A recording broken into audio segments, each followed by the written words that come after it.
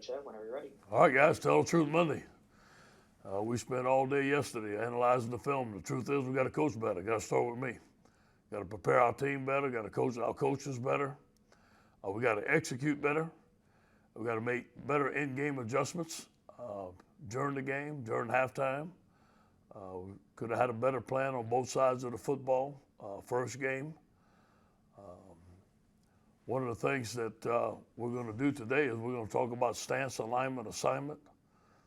Get back to fundamentals, get back to playing the LSU standard of performance, which was not there Saturday night. And I'll take all the responsibility, but we're going to get it fixed and get going. I believe in this coaching staff. I believe in this team. I know they're hurting today, but I know that we're going to come back and have a great practice. On defense, they had 383 yards after the catch. Obviously, that's tackling, that's assignments, too many guys running free. We got to work on our coverage. We had some mistakes in our coverage and leverage and technique and assignments. Some of the positives, we had 5 sacks. We caused 4 turnovers, and we scored on defense. That was very positive. I thought the pressure on the quarterback was there at times. It could get better. On offense, we got to protect the quarterback better. We gave up 7 sacks. Some of that was scheme, some of that was technique. And we got to protect the quarterback better, and then we got to make better decisions in the pocket. We had some guys open. We didn't hit them. We could have slid up in the pocket and made decisions. I think that's going to come with more experience and with Myles. We got to eliminate the drops. We had too many drops, especially at the beginning of the game. We had some critical drops that hurt our drives. And we got to run the ball better. On special teams, I thought we played very well on special teams. 49.5 yards per punt, 5 inside the 20. 2 for 2 in field goals, 7 kicks to all touchbacks. I'm looking forward to today. I'm looking forward to seeing the team. I'm looking forward to coaches identifying the things that we can do better, coming up with solutions, and have a great day of practice.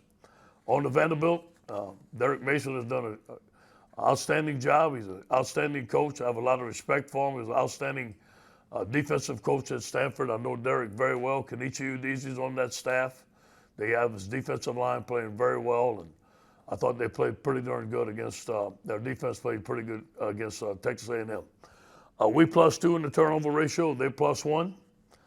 They have what we call a pro spread on offense, 4 returning starters. They only had 12 points against A&M. Ken Seals is their quarterback. Amir Abdul-Raham is a long and rangy receiver, pretty good athlete. On defense, I think is what their strong point is right now. They have an excellent defensive line in Dale. Dale's one of the top players that we've seen. He had 7 tackles, 2 tackles for loss, 1 sack, quarterback hurry against Texas A&M, and Andre Mintz, defensive end. I think their defensive line is very good at Vanderbilt. But this is going to be about us. This is about this week, about us getting back on the winning track, about playing LSU standard performance. Any questions?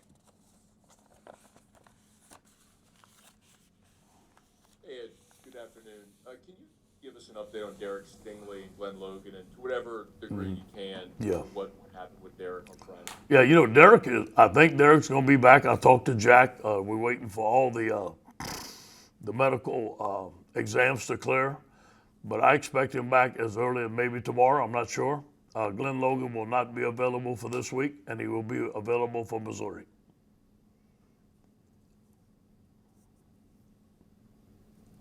Hey, Coach. Good morning. Jacques from Channel 9. Taking a look at the running back rotation, how do you think that worked out? And is it, I know you want to work all 3 guys in, but is it kind of a debate to get a guy warm and get him going? Yeah, that's what we want to do. Obviously, Chris is our lead back right now, in our opinion, but Tyron and John, I thought John did some good stuff on short yardage.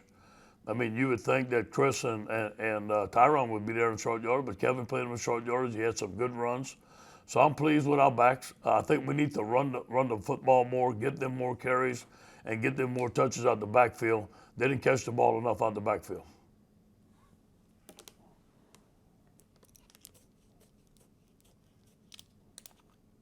You mentioned about on Saturday that maybe you guys would need to play more zone. I know you said Derek Stingley may be back here. I mean, after watching the tape, what prevented some of those in-game adjustments there, and do you expect any changes against Vanderbilt there? Yeah, all those are Bo's decisions. We talked about it, and they were hitting us on some pick routes, some over routes. Some of it was scheme. Some of it, there's some kind of adjustments that we can do. Not necessarily play zone, but you can do some adjustments in man, passing guys off, not passing guys off. We may do that, we may do that, may not do that. It all depends. Having Derek not there really hurt us, obviously, but I'm glad that he's healthy. His safety is of foremost importance to us, so I'm glad that he's healthy and he's okay. Number one, Jay Ward was out for practice 2 weeks. We didn't even know he could play. He played a lot of snaps. I thought he did a fairly good job, but obviously was a little rusty there. So I think there's some combination of things. We were short on corners. Not having Derek hurt us. We had a game plan that we were going to play man and man them up, and we thought we could man up with the receivers. We should have made a couple of more adjustments during the game. Hey, Ed, listen, I was in from the Advocate. You were talking a little bit about the pass rush. Allie seemed to step in well in that regard. Did you liked his range, but did you anticipate that kind of performance from him in his first SEC game? We have seen it in practice, and Ali came and just started making improvement every day. And I remember during the COVID, he didn't go home at all. He stayed here and learned and studied and worked out on his own. And we just saw in camp, he just kept on coming and coming and coming. And I didn't know he was going to have that type of game. I thought he had an excellent game. He beat that tackle pretty good. He had a lot of pressures, some batted balls. He's tall. He played the run very well. I think he's going to have an excellent year for us.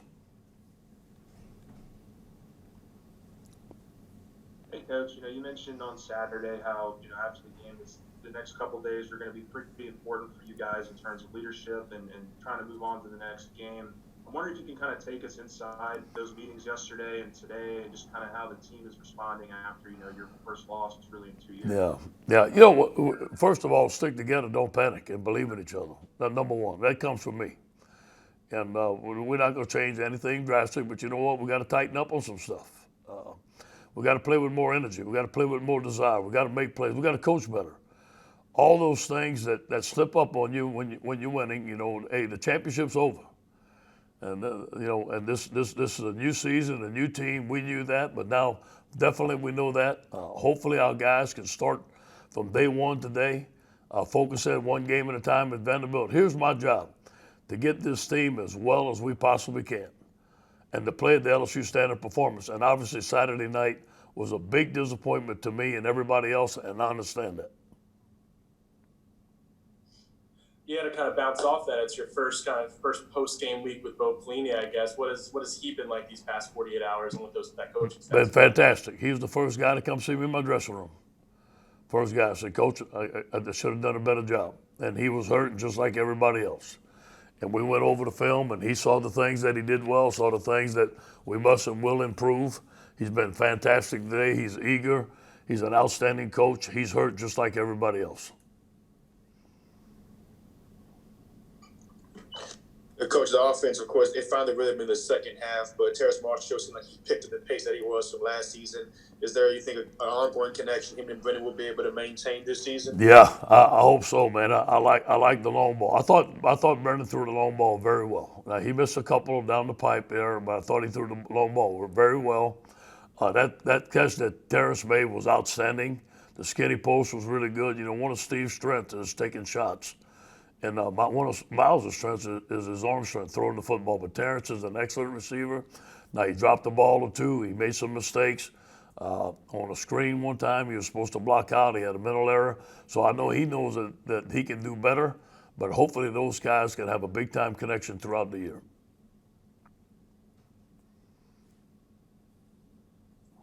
And Michael Cobb at WBRZ. I was looking at the depth chart, and in the secondary, it's mostly sophomores, or less. Mm-hmm. Is this maybe something that kind of, again, we have to get used to with the roster that this year's team has? Yeah. You know what happens is our corners are 3 and out here. I mean, most of our guys go 3 and out. We have a lot of young guys. A lot of young guys played for the first time.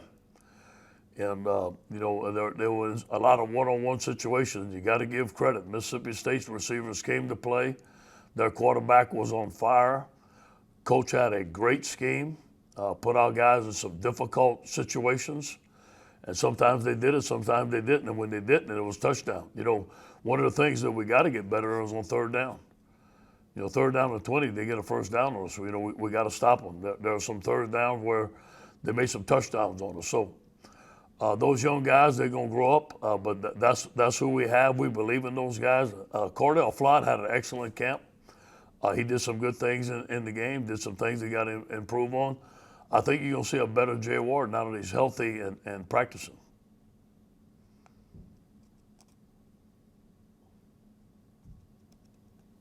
Hey, Coach Joe Garland, Gill, Fox 8 New Orleans. I gather you don't have to do much motivating to the kids this week. It seems like everybody is now doubting them. You know, talking about last year as a 1 year kind of flash in the pan. What do you say to the kids when they come into practice today? Yeah. Because everybody now, you know, is saying LSU is going to be down this year. Their defense is not up to par. Yeah. Now, what is that going to be like for you? You know, block out the noise. You know, my Twitter machine's off. You know, I hate to say it, Gardner. I don't get Fox 8 in Baton Rouge. I ain't watching you no more. Hey, I just got to focus in on the task at hand. Look, the game's over. The season last year is over. Whether they say 1 year, wonder, whatever, that don't bother me. I don't care. This is about our football team. And you know what? It's kind of good to batten down the hatches a little bit, tighten it down, turn the Twitter machine off, and really focus in on beating Vanderbilt. And that's all we can do right now, and that's going to be the focus of our football team. The one thing I want our team to understand, now I told them in the locker room, when you win, I give you the credit. When we don't win, I take it. But it's my job to fix it. And I guarantee you this week, we're going to start fixing it.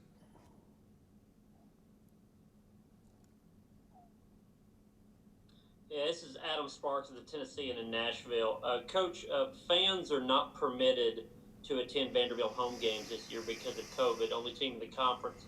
Have you mentioned that to your team, that this stadium is going to be completely empty, and do you have any concerns that'll take away the edge of the game? No, you know, obviously, Adam, I love to have fans in there. I love to have Tiger Stadium full. I think it would have been a big-time advantage for us. I want to praise the fans that were there. They got loud at the end, and I could hear them. I'm sure that the Vanderbilt fans are disappointed that they can't go, but you know what? It's what we got to deal in. I haven't talked to it's what we got to deal with. I have not talked to the team yet, even about last week's game, but during the week, I will talk to them about there will be no fans there, but we got to create our own energy. Mississippi State created their energy. We got to create our own energy. Ed, after the game, Myles said that they were dropping back and taking away his quick throws and taking away his lanes. And as part of that too, on the handoffs, he never kept.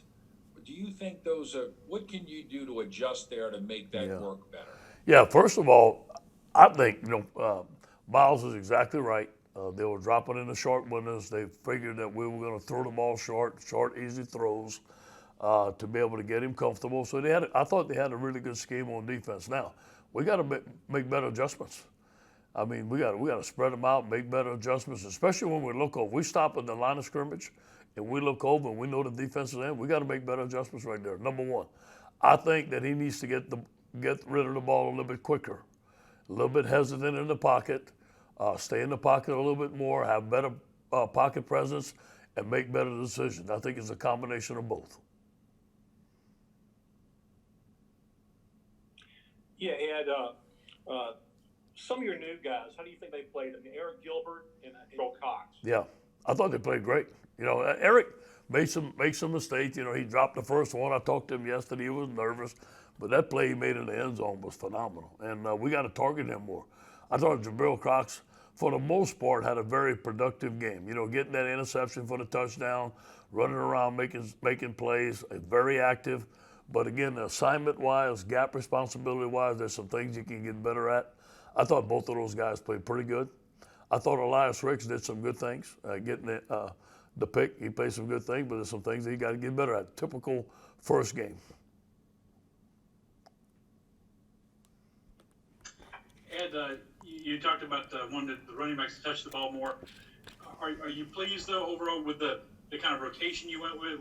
Is there anyone who maybe, from what not you go back to look at the film, kind of shined a little more to make you say he needs to get the more carries than some of the other guys? Yeah, not yet. Chris had a good game. John had a good game. Tyron's a really good back. There are some things that all three of them do. We feel that I just think we need to get the running game going more. I like to run more first down. Let's get some positive yards. Let's get in the 2nd and 4, 2nd and 3, where it can make some good decisions. But they'll run stunning and they'll run in bear and they were blitzing that guy through. We got to get a better plan and we got to pick these guys up. There was too much penetration.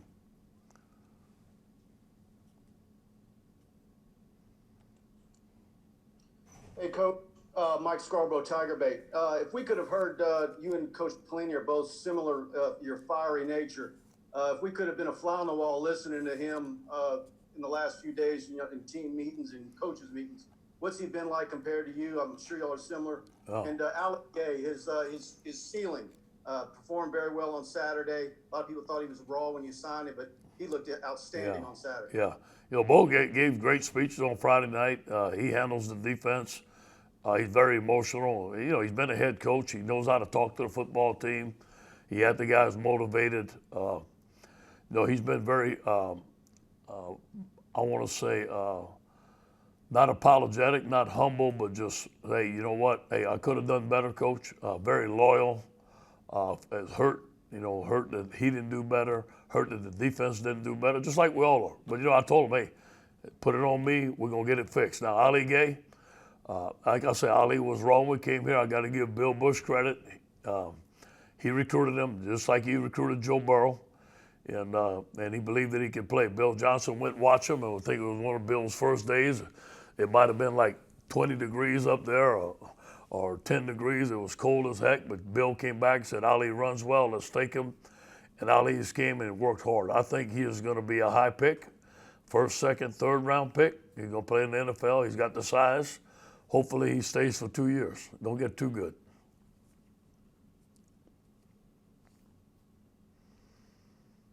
Hey, Coach, Bree Andrews from LSU Tiger TV. So you said that, y'all have to create your own energy, especially with the loss of fans at the Vanderbilt game this week. Do you think this loss, having it be such a, hurts his team, such a letdown after the great season we had last year, do you think this will kind of put a fire under this team to create their own energy to kind of build them up for this game coming up this weekend? Hey, can I get you to talk to my team today? I love it. Nice job. It should. It puts a fire in me, I guarantee you that. And we're going to have a fire. And this is a big game for us. And we're going to take it one at a time. And we're going to play with some fire. We're going to play with some energy. And that energy was not there for some reason. For some reason or another, it wasn't there. And that's up to me to get that done. I'm going to have to take my mask off a little bit more to scream. I felt like I was a little muzzled in my mask there. Hey, Coach, this is Shay Dixon with 24/7. What's Myles' mental makeup been just the past couple of days after he watched the film and had time to digest it? Going to get better. See where he made his mistakes. That's Myles. Myles is humble. But he made some good throws, though. But he was inconsistent. And obviously we got to protect him. When Myles feels a little pressure, he wants to scramble outside. He's got to sit in there. But, sometimes he can't. I mean, he's trying to avoid. So I think it all comes to the protection first. Easy throws where he can make decisions. Put our playmakers in space. Let them make plays, throw them the ball, and take shots. And once we get in that rhythm, we're going to be fine.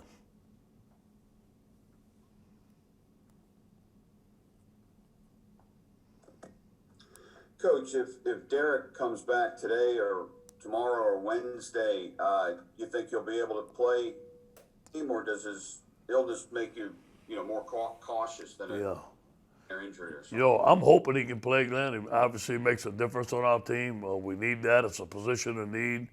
We're very short there, but we're always going to put his health first. I'm going to listen to the doctors. I'm going to talk to his mom and daddy. If the doctors say he can play, and Derek says he can play, and his mom and daddy says it's okay, he's going to play. If not, he won't. But I expect him to play. I expect him maybe to be back in practice as early as tomorrow, but we'll see.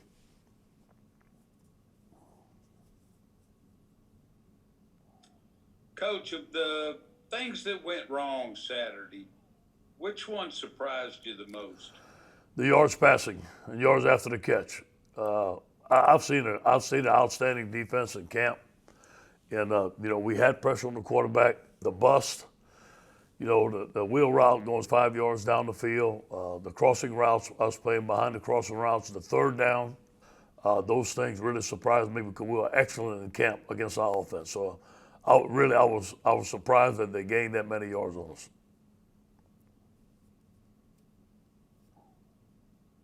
Hey, you were talking about Myles a couple of times there. With his time in the pocket and decisions, is it I don't know, is it working through the levels of the open receivers? It seems like this was something that Joe Burrow went through as well as the offense here. I mean, could you tell us a little bit about maybe some of the decisions that he's working through whenever he's in the pocket? Well, Myles knows what he's looking at. There's no question, okay? But it's a matter of making a decision. And what Joe did and made a decision quick and let go of the ball quick. I think he has to let go of the ball quicker. I think he has to learn how to avoid the rush instead of going outside, stepping up in the pocket like Drew Brees does. Be patient and let his receivers come open. And when he does see a receiver open, pull the trigger and throw the ball. I mean, just like any great quarterback would.